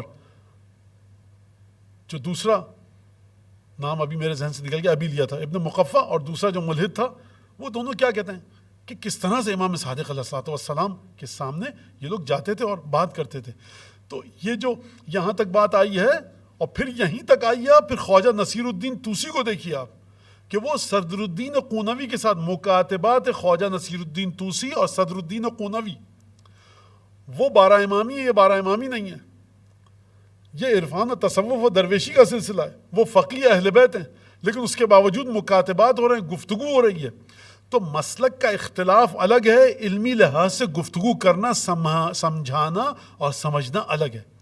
تو میں نے کیا عرض کیا, امام موسیٰ کاظم تربیت کر رہے ہیں. کس کی؟ اس شخص کی بھی جو گلی میں آ رہا ہے نشے کی حالت میں, اس شخص کی بھی کہ جو ہشام ابن حکم جیسا ہے, اس شخص کی بھی کہ جو دشمن ہے اور دشمنی رکھتا ہے اس خاندان سے ہے, کہ جو خاندان 50 60 100 سال سے مدینے میں اہل بیت کا دشمن ہے, لیکن اس کے باوجود کس طرح سے اس کے ساتھ محبت والا برتاؤ کر رہے ہیں. اب آپ دیکھیے کہ جو امام موسیٰ کاظم علیہ الصلوۃ والسلام نے ہشام ابن حکم سے, اصول کافی میں جو حدیث ہے یا ہشام کہہ کر, میں نے ایک دفعہ یہیں سے کہا تھا کہ 52 مرتبہ 52 ٹائمز امام نے کہا یا ہشام. یہ مجھے یاد آیا آج میں جب دیکھ رہا تھا اس کو, تو یہ غلطی ہو گئی ہے مجھ سے, یا میں نے وہاں گننے میں غلطی کی, لیکن اصول کافی میں اگر آپ دیکھیں تو 30 دفعہ 31 دفعہ ہے.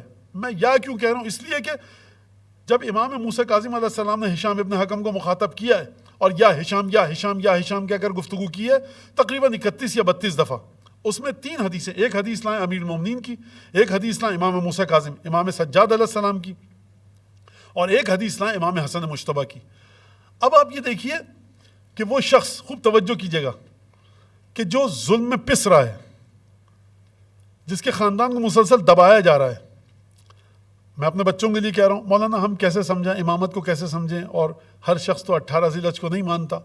اس کا آسان طریقہ یہ ہے کہ آپ دیکھیے جا کر کے کہ وہ شخص جو مسلسل پیسا جا رہا ہے, جس کو وہ کسی اسکول میں نہیں گیا, وہ کسی کالج میں نہیں گیا, اس کا نام کیا ہے, موسیٰ ہے, باپ کا نام جعفر ابن محمد ابن علی, یہ باپ ہے اس کا.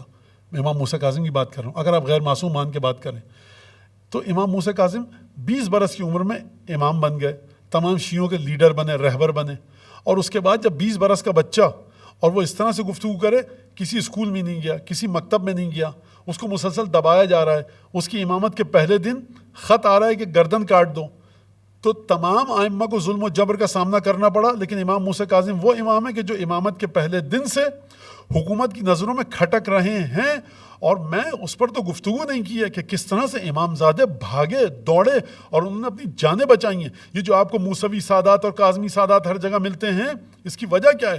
اس کی وجہ یہی ہے کہ بہت ظلم تھا. امام موسیٰ کاظم علیہ السلام کی 17 بیٹیاں تھیں, ایک کی بھی ازدواج نہیں ہو سکا, ایک کی بھی شادی نہیں ہو سکی. ہارون کا واقعہ معروف ہے, جو روایات میں مورخین نے, محدثین نے نقل کیا ہے کہ سنا ہے کہ تمہاری بیٹیوں کی شادی نہیں ہوتی. کیوں؟ کہا کہ مال کی تنگی ہے. تو کہا زمین کیا ہوئی؟ کہا کہ تمنعو سنتن و توتی سنتن, کبھی اچھی فصل ہوتی ہے کبھی نہیں ہوتی. یہ امام نے ایک جواب دیا.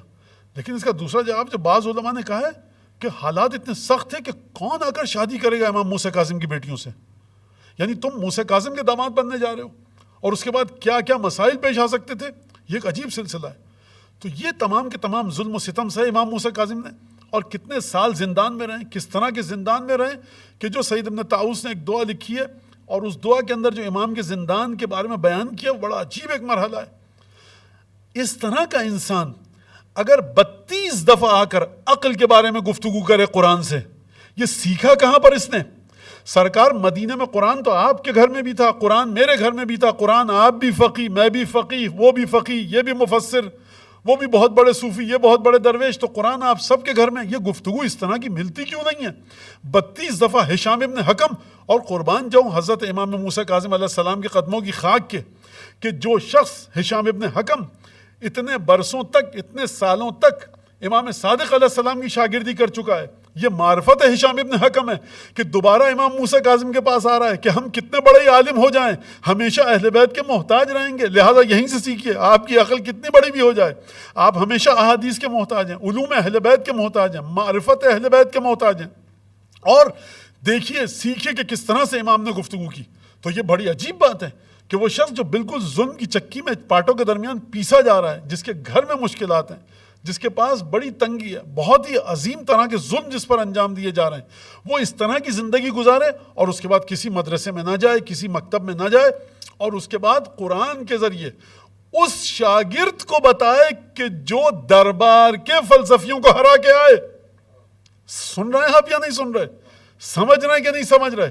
تو اب ہم امام موسیٰ کاظم علیہ السلام کے علم کا تعین کہاں پر کریں؟ ہم تو دیکھیں نہیں کر سکتے, لیکن میں بچیوں کے لیے اور بچوں کے لیے بات کر رہا ہوں کہ جو اسکول کالج میں جاتے ہیں, کہ کہاں سے آپ اس گفتگو میں داخل ہوا کیجئے, انٹری آپ کی کہاں سے ہو, کس طرح سے امامت کو پریزنٹ کریں.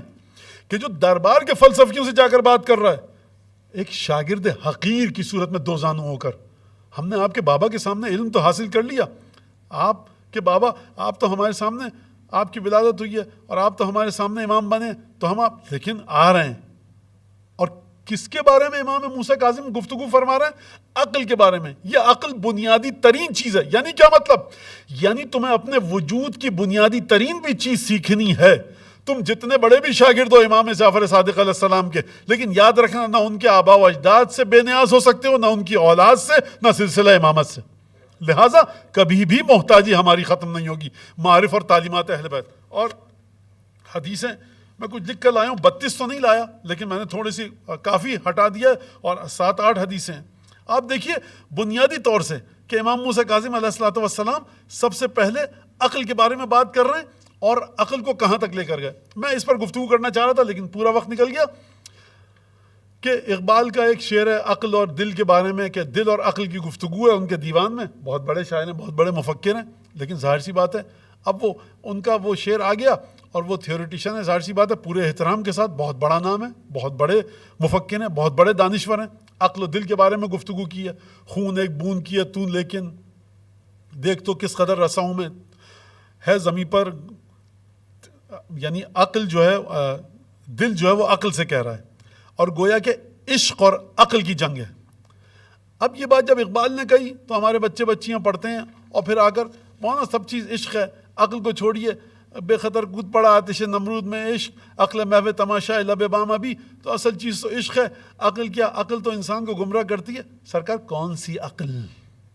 وہ عقل جو آپ ہما شما کی کارخانے سے جا کر خرید کے لاتے ہیں, یا وہ عقل کے جو قرآن اور اہل بیت کے نور سے یستضیء من نور علم, جو اہل بیت اور قرآن سے اپنے نور کو حاصل کرتی ہے, اس عقل کی بات کر رہے ہیں. اگر وہ عقل کہ جو اہل بیت سے اپنے نور کو حاصل کرتی ہے, تو وہ عقل وہاں تک لے کر جاتی ہے کہ گھڑ سوار علمدار ہے, دریائے فرات میں موجود ہے, پانی نہیں پی رہا. بس مولانا یہی تو عشق ہے, عقل کا یہاں کام نہیں ہے. سرکار یہ عقل کا کام ہے. وجود حسین ابن علی کو ابو الفضل عباس کے وجود کے ساتھ جوڑا کس نے؟ اس عقل و شعور نے, کہ جس نے یہاں تک پہنچایا کہ ہمیشہ تم حسین کی نگاہوں کے سامنے ہو. حسین کی محبت, حسین کی معرفت ہمیشہ تمہارے وجود کے ساتھ ہے. کس محبت کی بات ہو رہی ہے؟ اگر عشق کی بات کی جائے, اگر محبت اور وارفتگی کی بات کی جائے, کہ صاحب دیکھیے معیار یہی ہے, عقل تو انسان کو کہیں سے کہیں لے کر چلی جاتی ہے, تو سوال یہ ہے کہ عشق ہے ایک جذبے کا نام. اگر آپ نے عشق کو معیار قرار دیا تو کون سا عشق؟ عقل کی چھلنی سے گزر کر مرحلہ عشق تک پہنچے ہیں یا خواہشات نفسانی کو مد نظر رکھ کر مرحلہ عشق تک پہنچے ہیں؟ اہل بیت کہہ رہے ہیں دیکھو محبت تک آؤ، قل لا اسألکم علیہ اجرا الا المودۃ فی القربى، لیکن عقل کی چھلنی سے چھان کر مرحلہ عشق تک پہنچو. وہ عشق جس کی بنیاد عقل نہ ہو، دعامۃ الانسان العقل. امام باقر علیہ الصلوۃ والسلام فرما رہے ہیں کہ اول ما خلق اللہ العقل، عقل بنیاد ہے. یہ بڑی اہم بات ہے، اور واقعاً یہ وہ جگہ ہے کہ جہاں پر امام موسیٰ کاظم، اہل بیت اطہار، دنیا کے تمام مفکرین کی اگر فہرست میں لانا چاہیں نعوذ باللہ بالکل جدا نظر آتے ہیں. نعوذ باللہ الیاذ باللہ. میں یہاں پر امام ہفتم جناب امام موسیٰ کاظم علیہ الصلوۃ والسلام اور اقبال کا مقابلہ نہیں کروا رہا، میرا ایمان ضائع ہو جائے گا. میں یہ بتانا چاہ رہا ہوں کہ دیکھیے ہم جب مفکرین کے اقوال کو پڑھیں تو ذرا حدیثوں کی طرف بھی آ جائیے، ذرا اصول کافی کھول کر بھی دیکھ لیجئے کہ امام بنیاد بنا رہے ہیں عقل کو، اور کس طرح سے امام بنیاد بنا رہے ہیں عقل کو. میں بس جلدی جلدی اس کو پڑھوں، امید نہیں ہے کہ پہنچ پائیں گے، لیکن بہرحال آپ لوگ صبر کے ساتھ بیٹھیے گا. کہ سب سے پہلے اگر میرے اندر عقل ہے تو امام کے الفاظ دیکھیے، یا ہشام ان اللہ بشر اہل العقل والفہم. اے ہشام دیکھو خدا نے خوشخبری دی ہے صاحبان عقل اور فہم کو، یعنی اگر تمہارے اندر عقل ہے تو گھبرانا مت. ان اللہ تبارک و تعالی بشر اہل الفہم والعقل، جو صاحبان عقل و فہم ہیں ان کو خدا نے اپنی کتاب میں خوشخبری دی ہے. کہا فبشر عبادی الذین یستمعون القول فیتبعون احسنہ. عقل تمہاری اس قابل ہو کہ بات کو سن کر اس کو تول کر ترازو میں، اس کے بعد اس کے پیچھے چلو، یعنی ہر ایک کی بات کو مت سنو، ہر ایک کی بات کو مت سمجھو. یتبعون احسنہ اولئک الذین ھداھم اللہ، اللہ نے ان کی ہدایت کی ہے. وہ اولئک ھم اولو الالباب، یہ لوگ ہیں جو صاحب عقل خالص ہیں. یعنی آپ توجہ کر رہے ہیں، امام یہ کہہ سکتے ہیں کہ ہم جعفر صادق کے بیٹے ہیں، ہم رسول خدا کے بیٹے ہیں، دیکھو ہماری بات مانو. امام چراغ تمہارے ہاتھ میں دے رہے ہیں. یہ نہایت خلوص کی علامت ہے کہ ہم تمہیں خود ایسی ایک نورانیت دے دیں گے کہ جس کے ذریعے تم دنیا کی جہالتوں کے درمیان چل سکو. مرشدوں کے پیروں کے پاس جائیے، یہ بڑا ویسا، یہ آپ کو نہیں بتا سکتے، یہ وہ چیز نہیں ہے. ارے امام آپ سے کچھ نہیں چھپا رہے، آپ کو بتا رہے ہیں کہ دیکھو اس کے ذریعے آگے بڑھو. یہ خلوص کی علامت ہے، یہ کھوٹ نہ ہونے کی علامت ہے. دوسرا جملہ، یا ہشام ان اللہ تبارک و تعالی اکمل الناس الحجج بالعقول. بخدا بڑا افسوس بھی ہو رہا ہے کہ آخری لمحات میں اس کو پڑھا جا رہا ہے اور مکمل نہیں ہو سکے گا یقیناً. یہ ہشام دیکھو پروردگار عالم نے لوگوں کی کے لیے حجتوں کو پورا کیا. پروردگار عالم نے لوگوں کے سامنے اتمام حجت کیا ان کی عقول کے ذریعے. خوب توجہ کیجیے گا، یعنی جو ثبوت دیا نا پروردگار نے اپنے وجود کا اور اپنے رسولوں کا، ایسا نہیں کہ خدا نے کہا میں خدا ہوں کہہ رہا ہوں. پہلے ان کو عقل دی کہ دیکھو تمہارے وجود میں ایک ایسا ٹول ہے، ایک ایسا آلہ ہے، ایک ایسا اوزار ہے. یہ اوزار دیا، پھر اپنی حجتوں کا تعارف کروایا. خوب توجہ کیا آپ نے، یعنی پہلے طاقت دی، پھر اس طاقت کو کہا کہ استعمال کرو ہماری حجتوں کو پہچاننے کے لیے. اتنی باریک بات ہے، اتنی گہری بات ہے. صلی اللہ علیہ یا باب الحوائج یا موسیٰ بن جعفر. وَنَصَرَ النَّبِيِّينَ بِالْبَيَانِ، انبیاء کو بھیجا بیان دے کر، لوگوں کو عطا کی عقل. پروردگار کے لطف کو دیکھیے امام موسیٰ کاظم کس طرح سے سمجھا رہے ہیں کہ انبیاء کو اگر بیان کی طاقت دی کہ جا کر حکمت کے ذریعے گفتگو کرو، ان کو علم اور فہم اور عقل سکھاؤ. جب بیان کی طاقت دی، اگر میں جا کر ستون کے سامنے گفتگو کروں، خدا نے ستون کو عقل نہیں دی ہے، مجھے بیان دے دیا، ستون کو عقل نہیں دی ہے، کیا فائدہ ہوگا؟ ستون سمجھ نہیں پائے گا، میری کوشش اکارت جائے گی. دیکھیے مولا کیا فرما رہے ہیں، اکمل الحجج للناس بالعقول. خدا نے اپنی حجت کو پورا کیا لوگوں کے لیے ان کو عقل دے کر. وَنَصَرَ النَّبِيِّينَ بِالْبَيَانِ، اور انبیاء کو بیان دیا، یعنی اے میرے نبیوں میں تم کو بیان کی طاقت جو دے رہا ہوں تو لوگوں کو جا کر بتاؤ کہ تم کیا ہو. اور اے لوگوں تم کو حجت دی ہے عقل، یعنی ان کو دی طاقت بیان کی، ان کو دی طاقت عقل کی. وَدَلَّهُمْ عَلَى رُبُوبِيَّتِهِ، اور اپنی ربوبیت کی جانب رہنمائی کی. اور پھر اس کے بعد پروردگار عالم نے تمام چیزیں جو کائنات میں خلق کی بات کی اور سورہ بقرہ میں، اور پھر فرمایا ان کے لیے لآیات لقوم یعقلون، یہ نشانیاں ان لوگوں کے لیے کہ جو صاحب عقل ہیں. یہاں پر امام نے فرمایا اے ہشام، یعنی خدا نے اہل عقل کی تعریف کی. یا ہشام، پھر واعظ اہل العقل، پھر خدا نے واعظ و نصیحت کی صاحبان عقل کو. ورغبہم فی الآخرہ، اور آخرت کی جانب شوق دلایا، یعنی آخرت کی جانب جانا.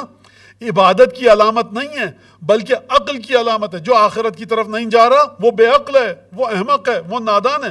وَمَا الْحَيَاةُ الدُّنْيَا إِلَّا لَعْبٌ وَلَهْوٌ. خدا نے قرآن میں فرمایا سورہ انعام میں کہ دنیاوی زندگی کھیل تماشا ہے.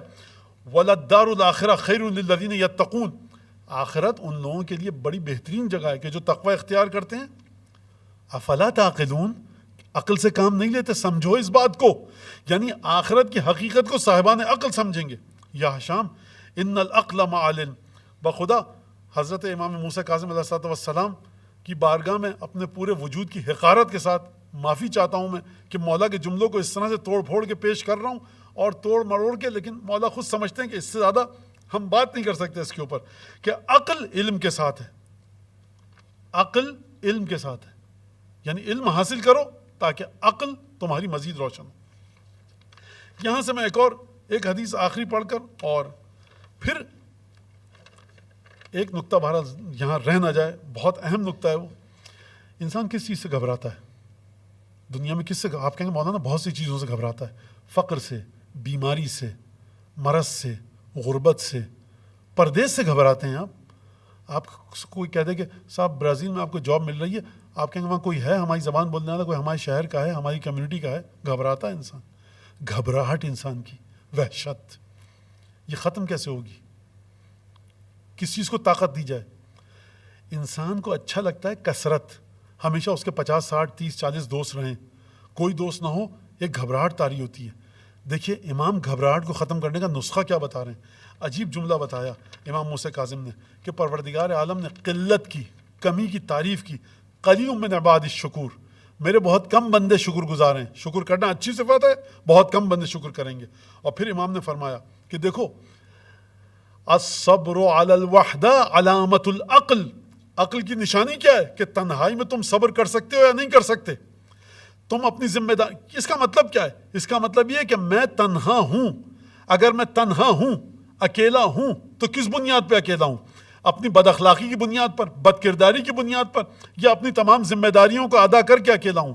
اگر میں اپنی تمام ذمہ داریوں کو ادا کر کے اکیلا ہوں اور آخرت میری سنور رہی ہے, دنیاوی ذمہ داریاں پورا کر رہا ہوں اور اس کے بعد میں اکیلا ہوں, تو مجھے گھبرانا نہیں چاہیے, کیونکہ میری عقل یہ کہہ رہی کہ تم صحیح رستے پر ہو. اور گھبرانا مت اگر کثرت ناس غلط رستے پہ جا رہی ہے, کیونکہ امام فرمانے خداوند تبارک و تعالی نے لوگوں کی کثرت کی مذمت کی. اکثرہم لا یعقلون, اکثرہم لا یعلمون.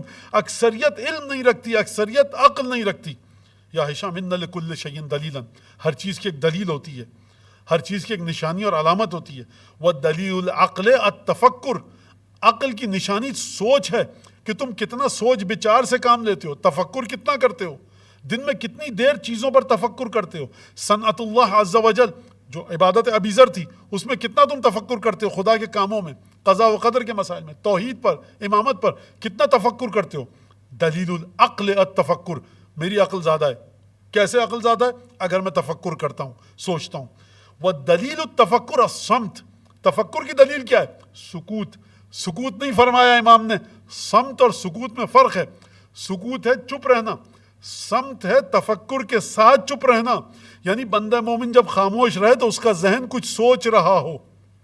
وَلِكُلِّ شَيْءٍ مَطِیَّةٌ, ہر چیز کی ایک سواری ہے. وَمَطِیَّةُ الْعَقْلِ التَّوَاضُعُ, اور عقل کی سواری تواضع ہے. ہر ایک کے ساتھ کندھے جھکا کر ملو, مسکرا کر ملو, سر جھکا کر ملو.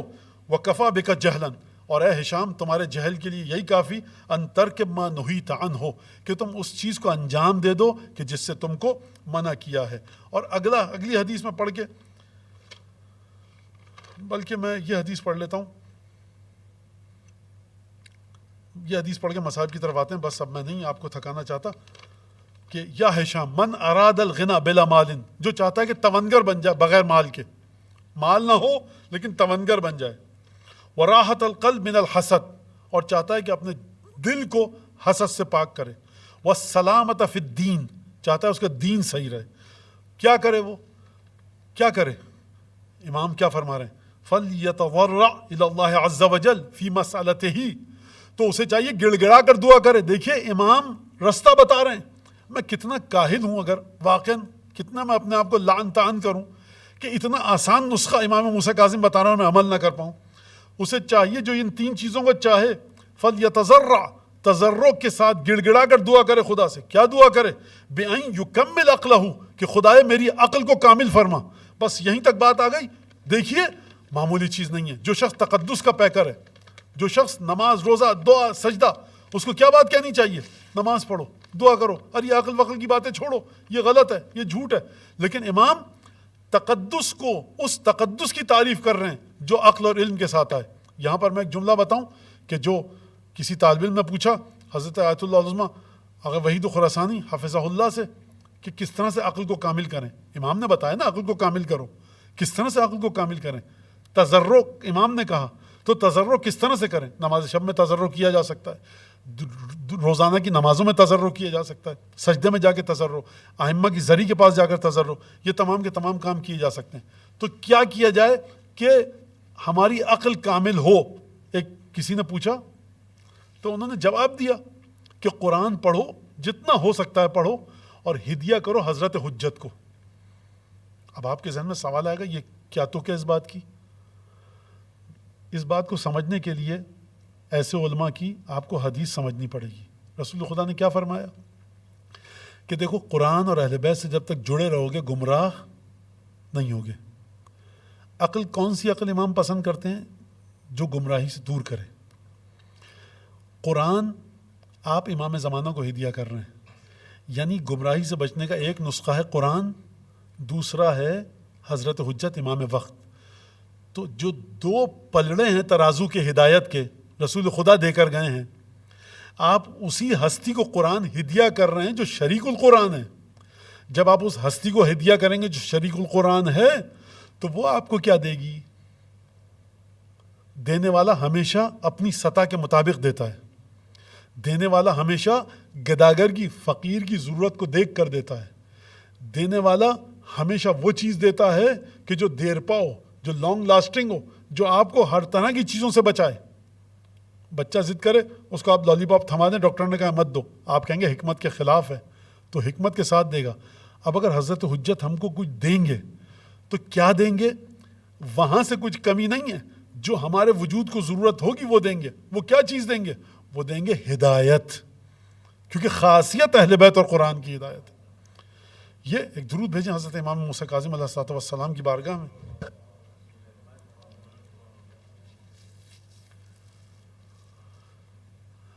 دیکھیے واقعاً کس طرح سے امام موسیٰ کاظم، اور میں نے بڑا عجیب سنا ہے لوگوں سے کہ ہمارے یہاں جو پاکستان میں دیہی علاقے ہیں، وہاں جو گاؤں ہیں کہ جہاں پہ کاظمی سادات کے گاؤں ہیں، میں لوگوں سے مل چکا ہوں جنہوں نے کہا کہ ہم نے ان کے گاؤں میں جا کر کنواں کھدوایا، ان کی بچیوں کی شادیاں کروائیں. تو وہ مومنین کہتے ہیں کہ عجیب طرح سے ہم نے برکتیں دیکھی ہیں ان چیزوں کی. ویسے تو ہر مومن اور ہر مستحق، ہر محتاج کے لیے مدد کرنی چاہیے، لیکن حضرت امام موسیٰ کاظم علیہ السلام، یعنی وہ وقت بھی آیا امام موسیٰ کاظم علیہ السلام کی بیٹیوں پر کہ شہادت کے بعد، کہ جو روایت ملتی ہے جلدودی کے واقعے میں کہ بیٹیاں انتظار کرتی تھیں امام موسیٰ کاظم کی، ایک بہن نماز پڑھ لے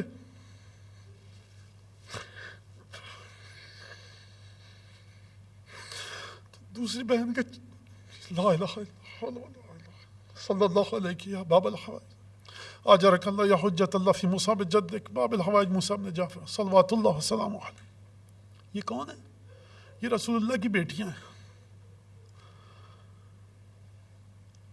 سید ابن طاؤس نے یہ جملہ لکھا ہے، السلام علی المعذب فی قعر السجون، السلام علی وثاق المردود. سلام ہے اس پر کہ جو اندھیری کوٹریوں میں قید رہا، سلام ہے اس امام مظلوم پر کہ جس کو طوق و زنجیر اس انداز سے پہنائے گئے. ساق المرزوز کا مطلب آپ سمجھتے ہیں؟ ساق کہتے ہیں پنڈلی کو، مرزوز کا مطلب ہے جس کو لوہے نے کچل کر رکھ دیا ہو. اگلا ہوا السلام علی ذی السجن فی المطامیر، سلام ہے اس امام پر جس کو اندھیرے تنگ و تاریک کنویں میں قید رکھا گیا. ایک دفعہ واقعہ مورخین نے لکھا ہے کہ امام کی خدمت میں قید خانے میں انگور بھیجے گئے. ہارون نے کہا یہ انگور دے کر آؤ. زندان بان جب آیا انگور رکھے. علم غیب سے امام جانتے ہیں ابھی حکم خدا نہیں ہے کہ تم یہ کام کرو.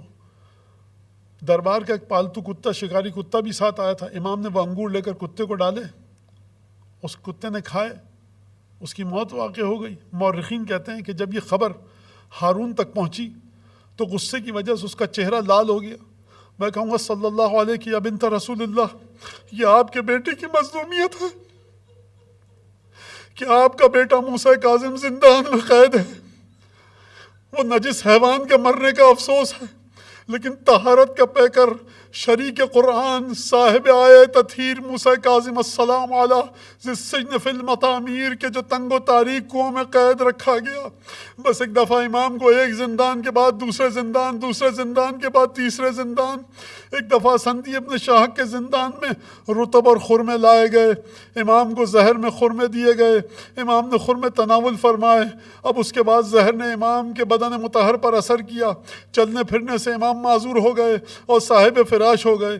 ایک دفعہ سندی ابن شاہق نے بغداد کے تمام معتبر لوگوں کو، جس میں تمام مسلمان شامل تھے، لایا، کہا دیکھو یہ موسیٰ ابن جعفر ہے، رسول خدا کا بیٹا ہمارے پاس ہے، اس کے بدن پہ کوئی تکلیف کے آثار نہیں، نہ ہم نے اسے کوئی اذیت دی ہے، نہ مارا ہے، نہ پیٹا ہے. ایک دفعہ امام نے کہا یہ جھوٹ بول رہا ہے، اس نے مجھے رطب دیے ہیں خرمے، آج میرا بدن سبز ہوگا، کل زرد ہوگا، اور تیسرے دن میرا انتقال ہو جائے گا اور میری شہادت واقع ہو جائے گی. عزیزان گرامی یہی ہوا. ایک دفعہ زہر نے امام کے بدن مطہر پر اثر کرنا شروع کیا، بابل ہوائج دھیرے دھیرے شہادت کی طرف بڑھ رہے ہیں.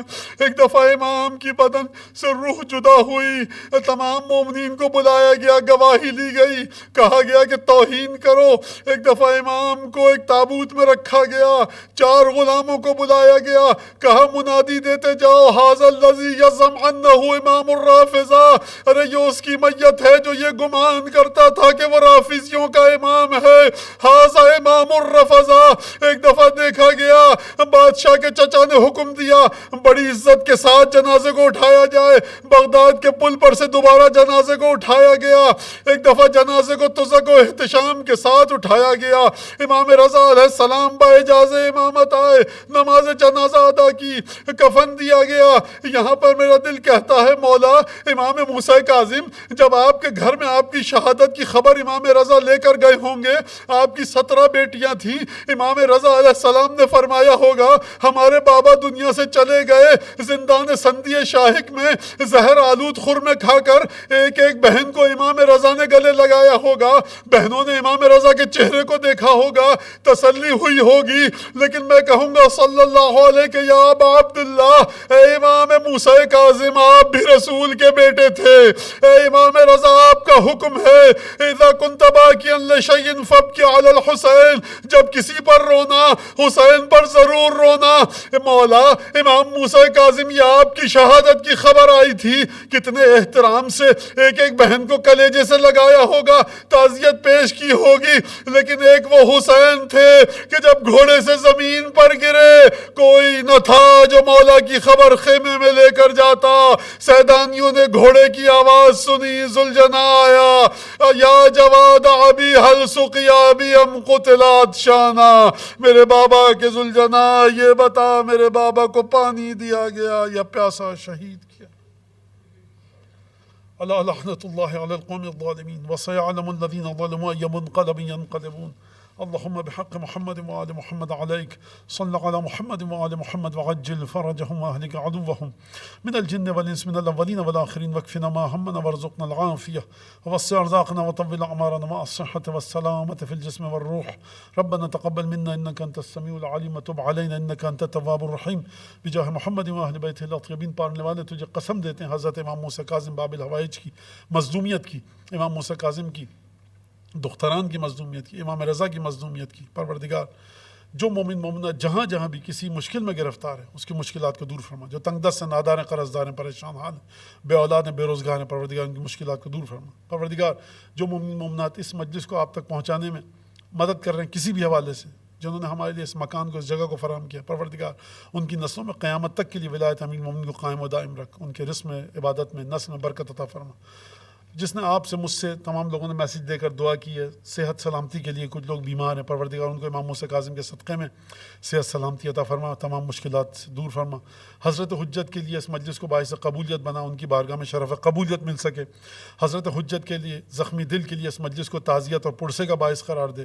پروردگار حضرت امام زمانہ کے دل سے ہر دکھ کو دور فرما, ہر خوشی عطا فرما, ان کے ظہور میں تعجیل فرما, ہمیں ان کے انصار و اعوان میں شامل فرما. پروردگار جو مومن مومنہ اس مجلس کو سن رہا ہے, ابھی سنے گا, بعد میں سنے گا, جو اس کے دل کی حاجت ہے پروردگار بحق امام موسیٰ کاظم, پروردگار ان کی حاجات کو پورا فرما. دعاؤں کی قبولیت کے لیے ایک سلوات بھیج دیجیے. ایک دفعہ الحمد, ایک دفعہ قل اللہ پڑھ کے مرحوم کنیز فاطمہ بنت مرزا غریب عباس کو پڑھ کر اپنے مرحومین و مرحومات کو شامل کرتے ہیں. بسم اللہ الرحمن الرحیم. الحمدللہ رب العالمین الرحمن الرحیم مالک یوم الدین. ایاک نعبد و ایاک نستعین اهدنا الصراط المستقیم صراط الذین أنعمت عليهم غير المغضوب عليهم ولا الضالين. بسم الله الرحمن الرحيم. قل هو الله أحد الله الصمد لم يلد ولم يولد ولم يكن له كفوا أحد. ہائے موسیٰ بن جعفر, ہائے موسیٰ بن جعفر, یا